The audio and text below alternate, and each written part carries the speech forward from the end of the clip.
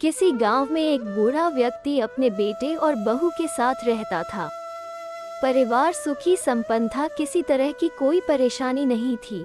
बूढ़ा बाप, जो किसी समय अच्छा खासा नौजवान था, आज बुढ़ापे से हार गया था। चलते समय लड़खड़ाता था, लाठी की जरूरत पड़ने लगी। चेहरा झुर्रियों भर चुका था, बस अपना जीवन किसी तरह व्यतीत कर रहा था।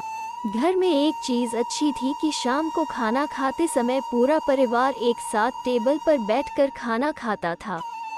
एक दिन ऐसे ही शाम को जब सारे लोग खाना खाने बैठे, बेटा ऑफिस से आया था, भूख ज्यादा थी सो जल्दी से खाना खाने बैठ गया और साथ में बहू और एक बेटा भी खाने लगे। बूढ़े हाथ जैसे ही थाली उठाने को हुए, थाली हाथ से छिटक गई, थोड़ी दाल टेबल पे गिर गई। बहू बेटे ने घृणा दृष्टि से पिता की ओर देखा और फिर से अपना खाने में लग गए। बूढ़े पिता ने जैसे ही अपने हिलते हाथों से खाना खाना शुरू किया तो खाना कभी कपड़ों पे गिरता, कभी जमीन पर। बहू चिढ़ते हुए कहा, हे राम, कितनी गंदी तरह से खाते हैं, मन करता है इनकी थाली किसी अलग कोने में लगवा देते हैं। बेटे ने भी ऐसे सिर हिलाया जैसे पत्नी। अगले दिन पिता की थाली उस टेबल से हटाकर एक कोने में लगवा दी गई। पिता की डबडबाती आंखें सब कुछ देखते हुए भी कुछ बोल नहीं पा रही थी। बूढ़ा पिता रोज की तरह खाना खाने लगा।